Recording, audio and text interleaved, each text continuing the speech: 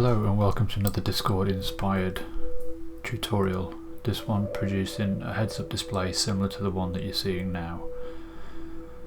This gets a bit long, I'm afraid, so maybe pause it now and go and grab yourself a brew.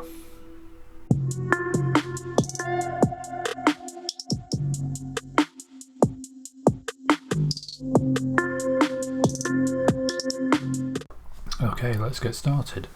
So the first thing we're going to need to do is find a fusion composition. So go up to the top and click your effects library if it's not open already. Come down to effects and drag the fusion composition onto your timeline. Once we've done that, we will change the clip duration. For this example I'm using 16 seconds.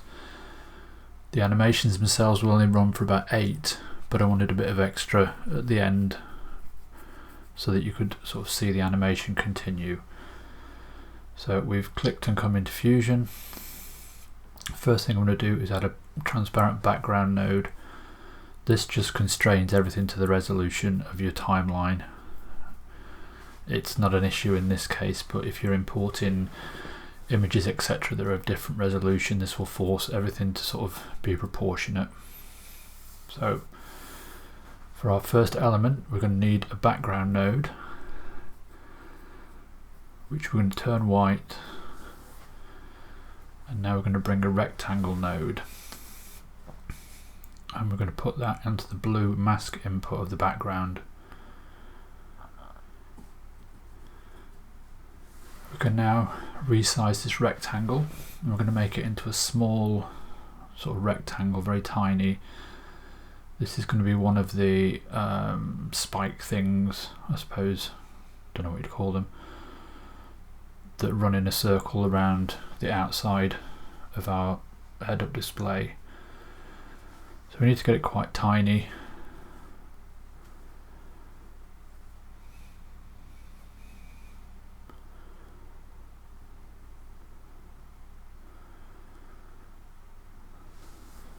So about there. Now what we're going to need to do is move it out, and we will produce a ring of these. So the first thing we're going to need is a transform node. The transform node will let us reposition the masked background. So we simply click and drag X, putting your transform in the viewer so you can see what's happening, until we've got it roughly where we want it.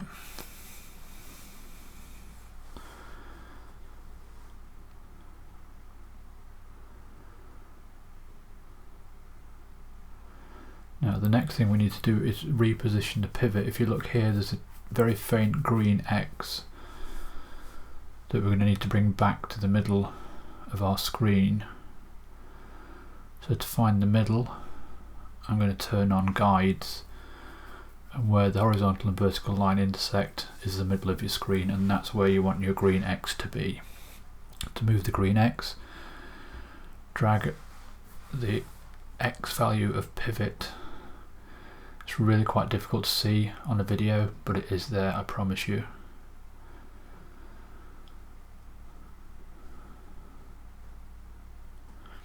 Try turning off the checkered underlay, but not sure it's going to make it too much clearer. You can just see it inside the circle, but it's easy to see on your screen. So once we have our pivot point in the middle, we can get rid of our black background and get rid of our guides.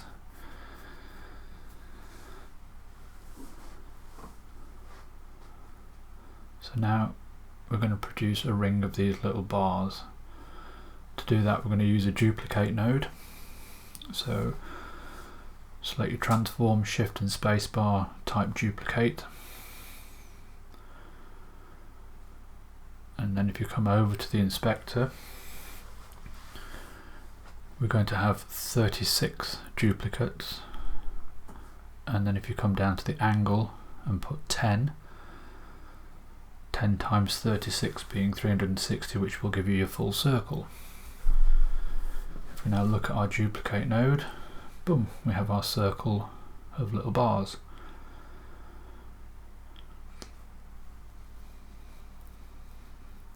Now I'm going to add another transform node to this, and I'm going to use it to animate and resize our bars, thus not messing up the settings that we used to get the sort of circle in the first place. So scale it up to roughly where you want it.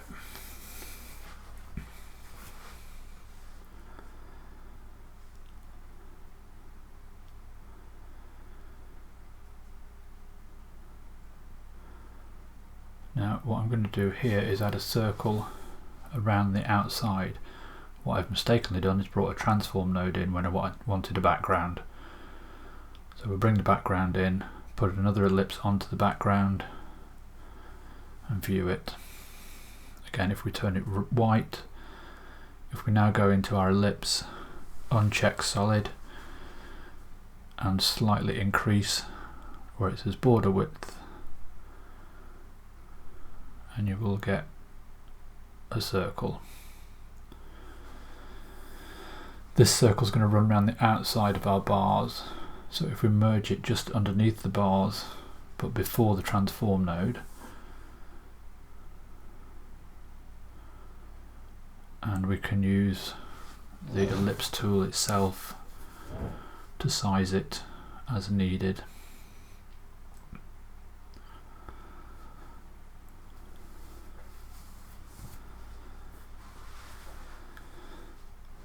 So that's our first element sort of built.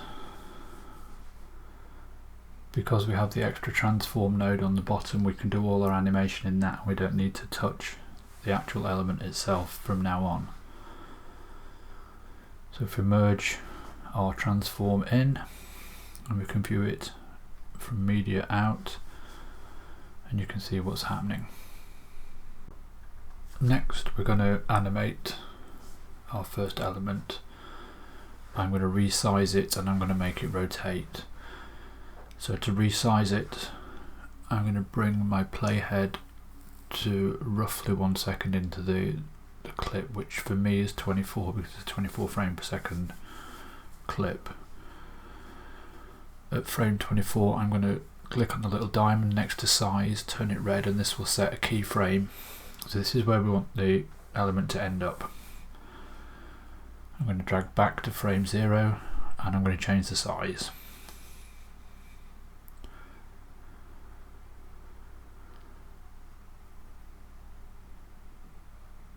Now I'm going to come forward to around frame 18 or 20, somewhere around there. And I'm actually going to resize it beyond where we want it, so that when the animation plays it kind of overshoots and then settles back down to the proper size.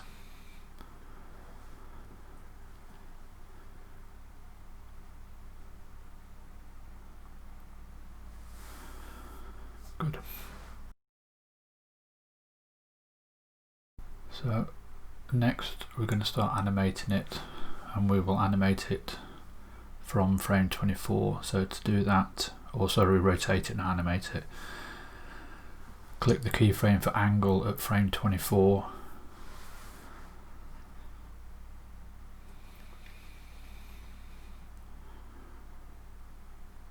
and then bring your playhead to frame 96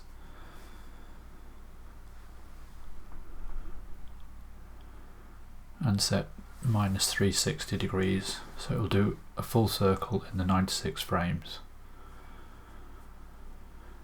Unfortunately my computer isn't the world's best for Fusion, so it gets a bit clunky when you start using processor hungry nodes like duplicate,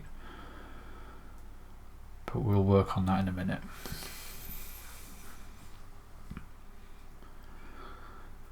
So you can see that it's sort of spinning round. So it pops up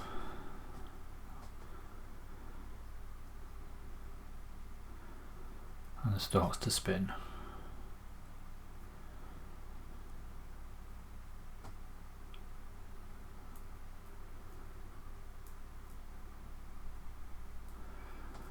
What we're going to do now is open the spline editor, which is at the top of the screen.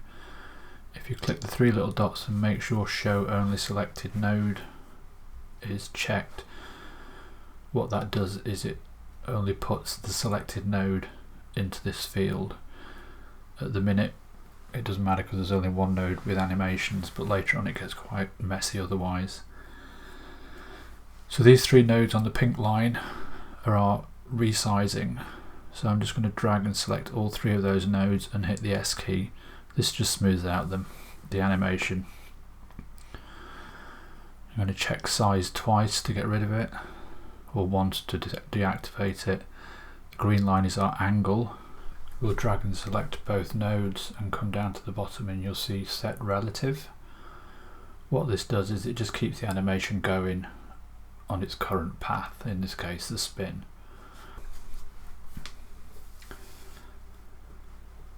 So we will close the spline editor, and what I'm going to do is I'm going to come into the edit page and let the clip cache from there by sort of setting render cache to smart. You'll see the red line appear and it will eventually start to turn blue.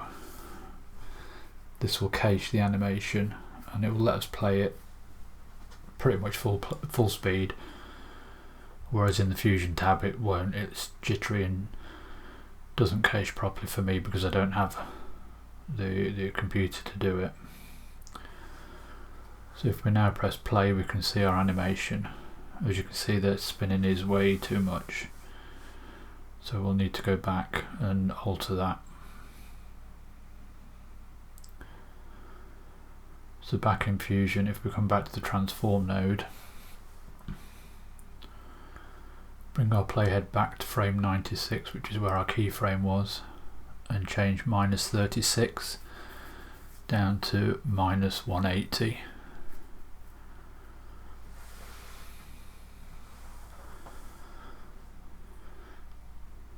Again, quick jump into the edit tab, let it cache through again.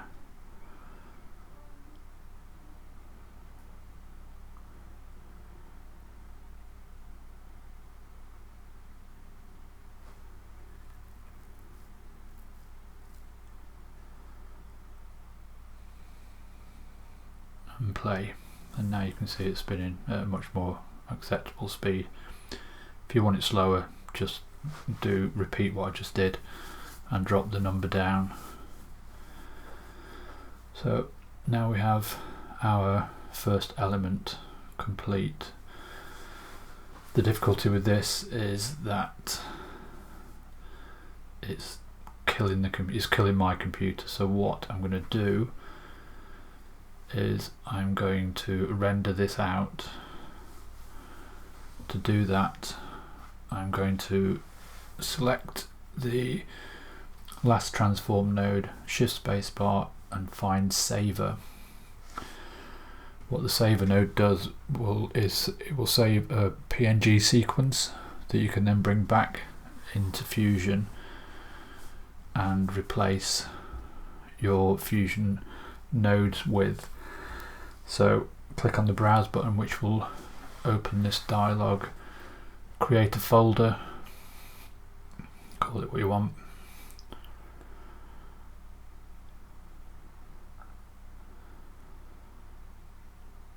Just remember where you've created this folder because you're going to need to come back to it in a minute, and name your PNG sequence. What happens is whatever you name it will then get appended with a series of numbers. So we've got HUD element, and we're going to save it as a PNG sequence. So if you come down to the bottom of your dialog and change to all file types and get rid of the EXR extension at the end, so you've got whatever your file name is, .png, hit save. Now go up to your Fusion menu and render all savers. This took my computer about 10 or 15 minutes, somewhere around there, so it might be a good place for a break and a cup of tea. So while it's rendering out, I'm going to take this opportunity to remind you to subscribe to the channel. It's not monetized, I'd just like to know I'm not talking to myself. Cheers! Okay, so it's finished rendering. We now need to import the PNG sequence into Fusion. To do that, we'll go to the media pool, import media, and we will find the folder that we saved our PNG files into. Open it up and select your PNG files.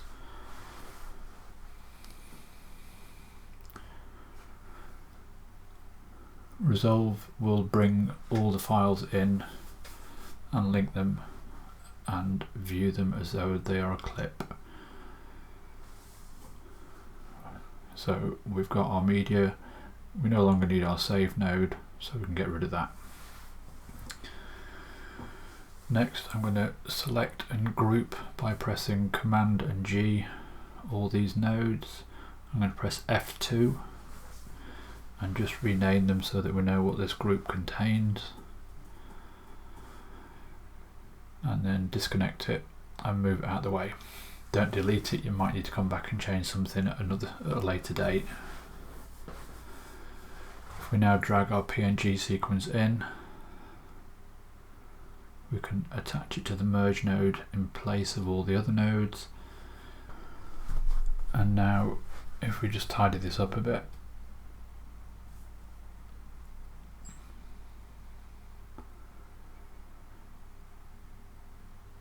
we've now got the merge in viewer 1, and if we hit play, as you can see, it runs considerably smoother than trying to calculate each frame every time. So that's element 1 done and dusted. What I'm going to do is just rename this media in, so again I know what it is.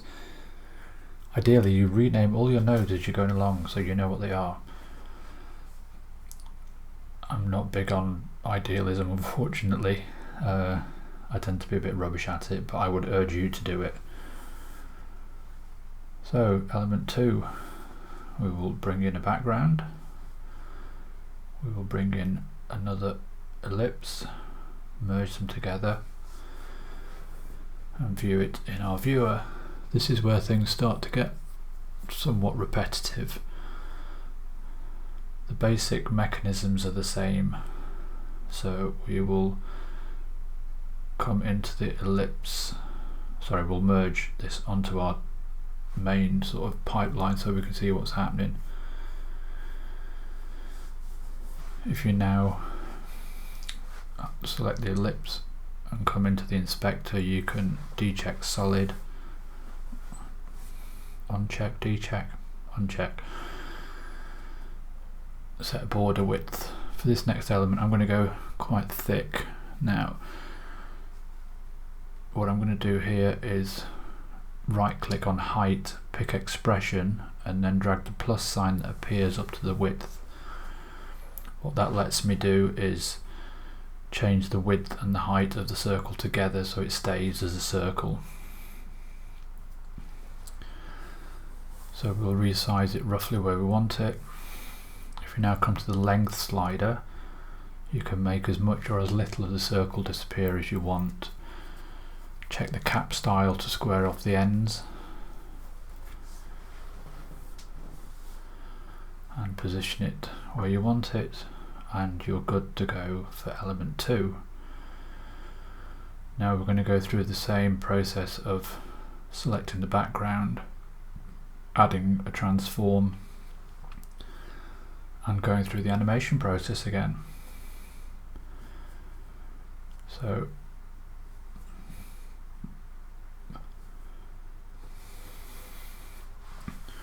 the first thing we're going to animate is the size. So if we come over and check the diamond next to size to set a keyframe and resize it where you want it to start.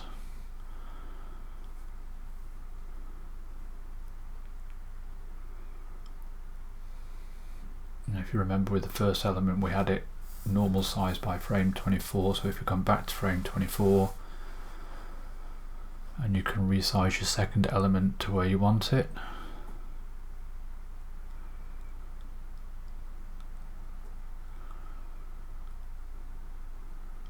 So if you have a quick play, you can see the resizing animation.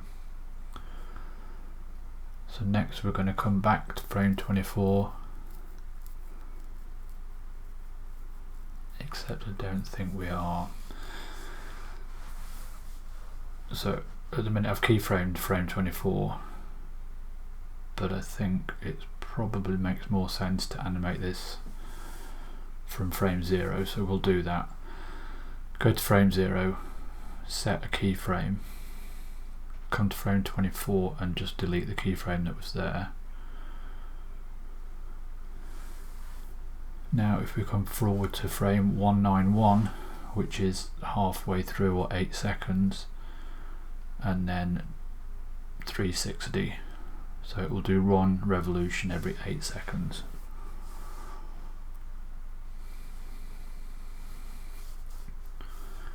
And that's kind of element number 2.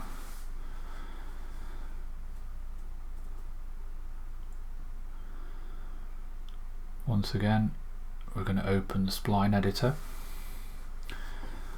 and once again we're going to make sure that transform 3 is selected, and this is where show only selected tools starts coming into its own, because as you see, if it's not selected you get everything. So we've got transform 3 in the spline editor. Check the little zoom to fit box, and the pink line is the size, the green line is the angle. So disable the angle for a minute, select your 2 size nodes and press S to smooth them. Now activate your angle and deactivate your size. Drag and select both your angle keyframes, and again go to set relative, and this will continue the animation going.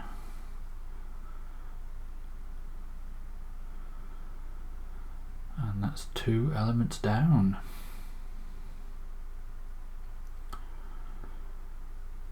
And we can have a little playthrough just to see what's happening.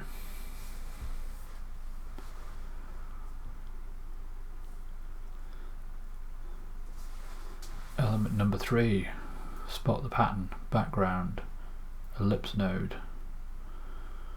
Join them together.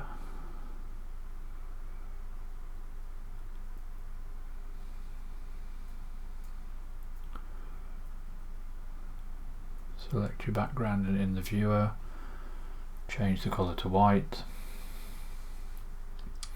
select the ellipse node after merging onto your main pipeline.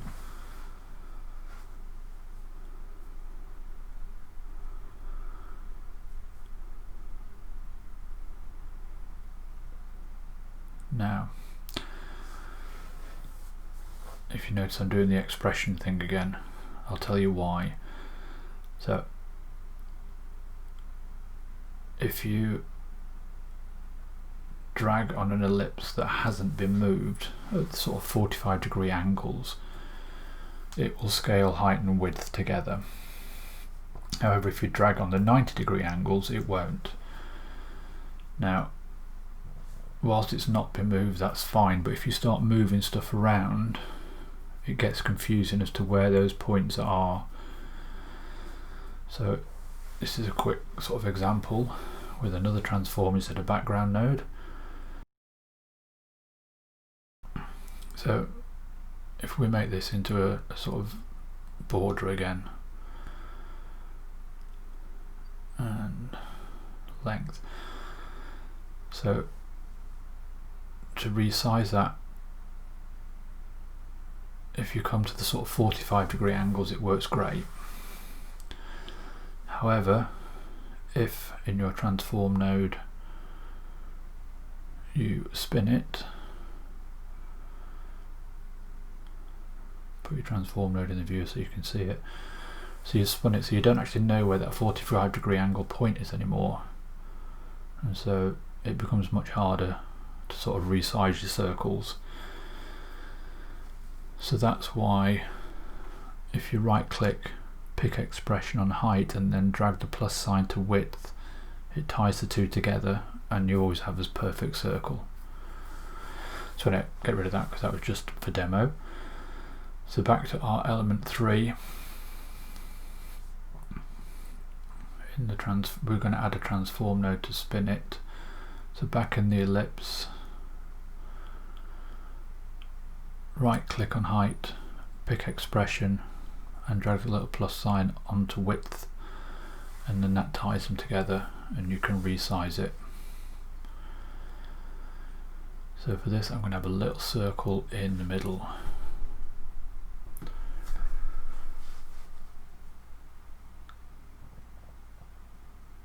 So once we've got it to the size we want it, I'm going to come over and make a little bit of room here, because what I'm going to do is add a couple of rectangle nodes underneath the ellipse. So if you select your ellipse and select rectangle, now we have this huge rectangle. If you come to paint mode and choose subtract, now what's happening is the rectangle is being subtracted from the circle, thus leaving the blank area. So if we shrink it down, we'll basically subtract part of the circle mask, in this case a thin line. So once we have the line where we want it, select your rectangle, Command C, Command V to copy and paste it. We now have a second rectangle, which if you come over to the angle and change it to 90 degrees gives us a nice cross in the middle of our circle, just so that when we come to animate it you can actually see it moving. So now we're back to resizing and animating. So we will bring our playhead back to frame 0. Make sure our transform is selected, keyframe the size, and in this case I dropped it to 0. If we now come back to frame 24 and just hit the default button, and it'll bring it back to the size it was at. Now again we're going to animate the rotation. So just to make life a bit easier, if you select these first two merge nodes and hit Command P, it will temporarily disable them, so that all we're looking at is our little circle. So back into your transform node for your circle, and we're going to keyframe the angle, and with this one I'm going to sort of select various random keyframes to animate and vary the angle backwards and forwards, just so that it breaks the pattern of the sort of things just spinning round. So 45 minus 45 to start off with, come forward a bit.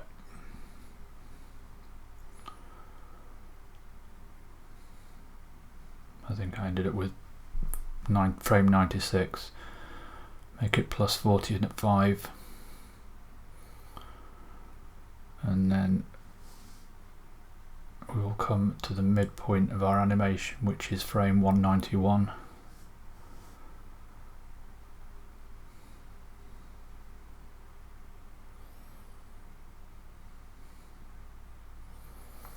I hesitated here, I was going to put another keyframe in but decided not to, so up to frame 191 and add another keyframe.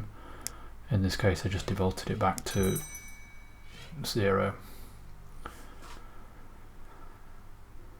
So as your circle appears it will spin one way, then spin back the other way, and will eventually come back to the center position. Again we open our spline editor, select transform 4, and we will select size, zoom to fit, and use the S key to smooth out our resize. Deselect size, select angle, and zoom to fit. Now we're going to select all our rotation keyframes, and we will come down and pick not ping pong but loop. What this does is it just repeats this pattern over and over. In our case it only needs to do it twice and that'll be the end of the clip, but if the clip was longer then it would just keep repeating the pattern. As you can see here with the faint outline. Cool, close your spline editor, and that's another element done. I'll just quickly preview what we've done so you can see the circle will go backwards and forwards.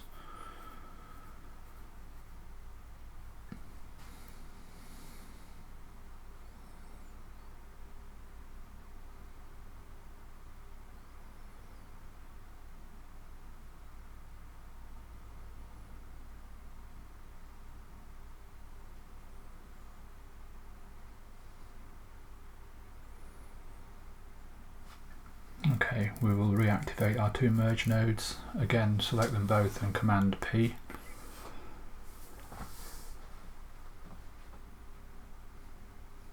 And if we pop back into our Edit tab, let the clip cache and have a look at what we've got.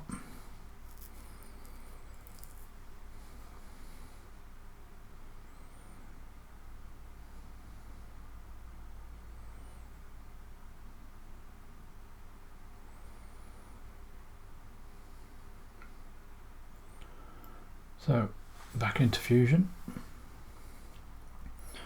and now we'll start to speed things up a bit because it's basically repeating the same pattern. So ellipse node onto a background, merged into our main pipeline,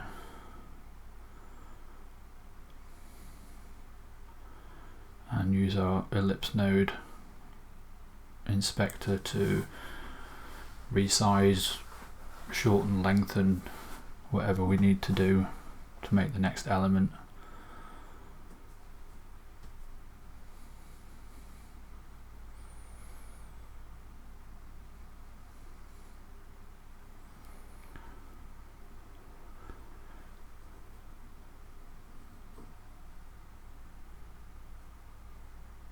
Again with the transform node to resize your element, and then to animate its rotation. I think in this case I again sort of went for a bit more of a random feel.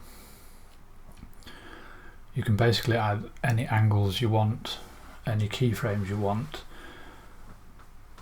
but try and hit the halfway point so that you can repeat the pattern.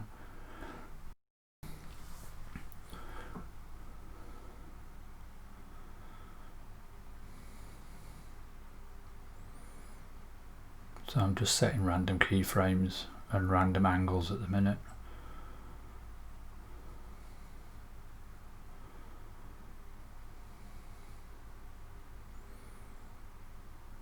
Until you hit frame 191. Again in your spline editor, smooth your resize and select all your keyframes for your rotation and hit the loop.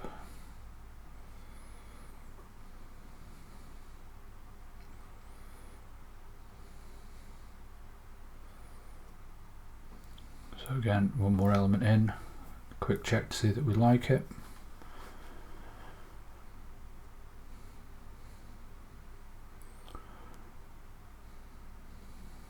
Next element, same process, you're just repeating all the same steps.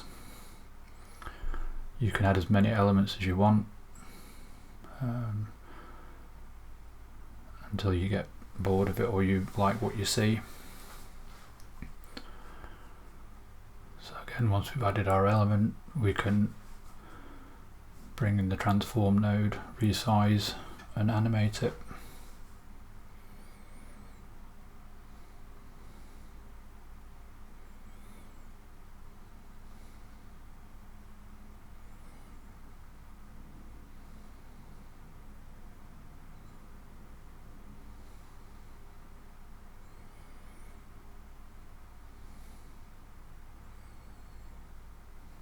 Again, spline editor to smooth everything out.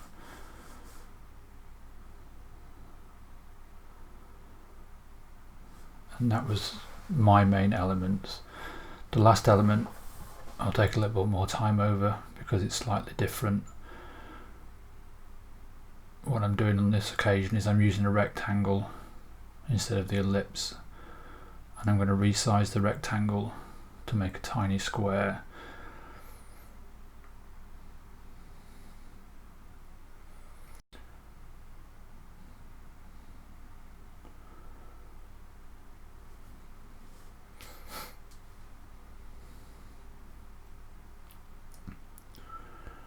And when we merge this into our main pipeline, you'll see the square appear in the center of our display.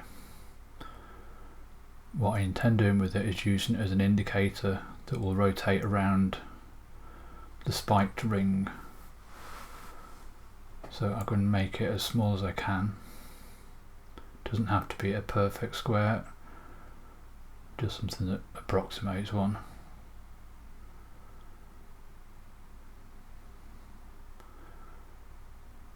So once we've got it to the right size, I'm going to use the angle and rotate it by 45 degrees.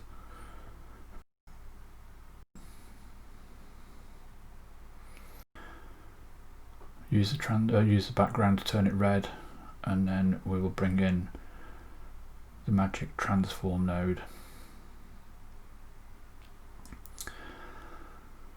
Now the first thing I'm going to do with the transform node is we need to move our diamond into position, so I'm going to use the x-axis to just slide it over so that it sits on the small bars.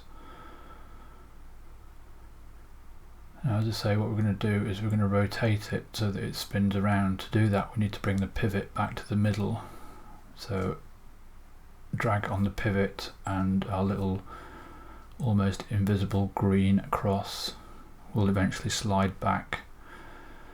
We don't need the guides this time. What we need to do is get the X in the middle of the cross on our circle, because that's also at the middle of the screen. Once we've done that, we are good. Now if we come down to our angle and change that, you see that we're actually rotating around that center point. So once we have our indicator made, we come back to the previous repetitive tasks of resizing and animating, and for that we're exactly the same. So frame 24, set a keyframe, back to frame 0, size it where you want it,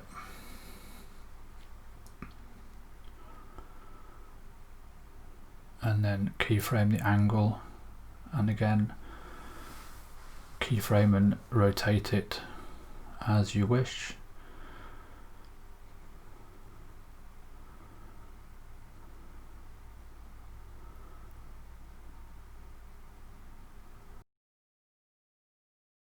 I'm just fiddling around to get it how I want it. So again, open your spline editor, smooth your resize, and then select both points on your angle and set relative. Close your spline window and we'll pop back into the edit tab, let our clip cache through, and we will have a look at where we're up to. And that's kind of your effect. I'm going to go on and add a couple of little bits to it.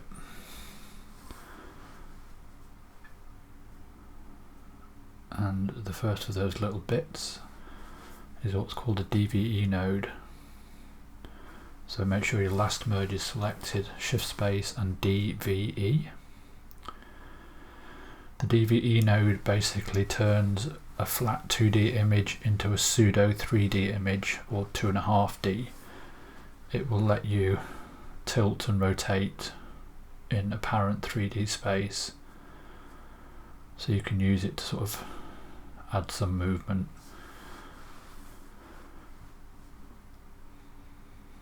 So you can spin and rotate and zoom in and out. The advantage of this over the sort of pitch and yaw in the edit page is that the perspective's better. So now we're just going to animate a slight sort of tilt at the start of the animation. So I'm going to bring it to frame 36 and I'm going to set a keyframe on, not that one, but this one, on the x-axis, so that it'll tilt back. Come back to frame 0 and then use your X wheel to just tilt it back.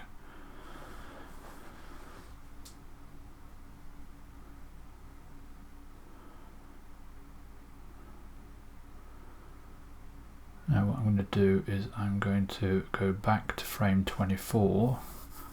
No, I'm not. I'm going to come forward to frame 48, sorry, and set another keyframe, but without changing anything. You'll see why in a second. So if we now come into our spline editor and select the first two keyframes and smooth them, our third keyframe is currently under the playhead, but if you grab the handle here, you can manipulate the curve so that as the HUD sort of pitches forward, it goes slightly past where it needs to be, and then we'll kind of wobble and eventually fall back into place.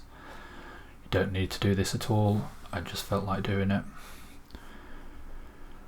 So now we've got our DVE node in, again, just because it's quicker, into the edit tab, let it cache through, and then you can play it at pretty much real time and get a sense of what's happening. So there you have your HUD sort of spins into place and animates.